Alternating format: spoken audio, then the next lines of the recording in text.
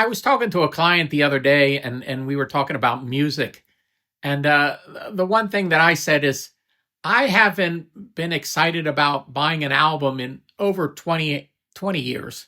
The last album that I was pretty excited about getting, and I downloaded it. They had uh, a program for your computer, and it counted down to when the album was going to be released. Was Peter Gabriel's I think it was called Up album, and then ever since then, nothing has struck me as like, wow, I really would love to hear what that person or that group is doing.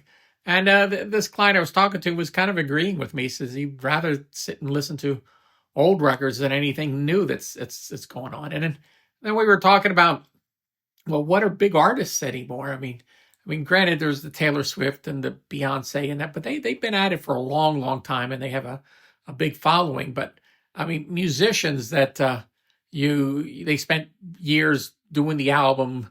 Like who is the new Steely Dan out there? And who has come up with interesting compositions that you just sit down and you go, wow, that's I could sit here and listen to the whole album, not just a song, but one song after another. Just know the whole album inside out, because it just sucked you in, and it just took you to a different world. And talking to this client, he was agreeing with me. He couldn't think. And I was talking to my wife this morning, and she was saying the same thing. She couldn't think of any albums that she was kind of waiting for them to become completed. I mean, this industry now is down to songs, and the songs, I don't know. And I looked around on YouTube to see, I think there was another guy who said the same thing, and there's a bunch of people said, well, listen to these artists. And he did a video about all these artists, and he said, well, they sound pretty good. And I listened to every single artist that he thought sounded pretty good. And I understand everybody has different tastes, but if you're going through 20 of them, you would think one of them would, strike your fancy, and you would go, wow, I really need to learn more about this. But none of them did. And that's a sad, sad statement.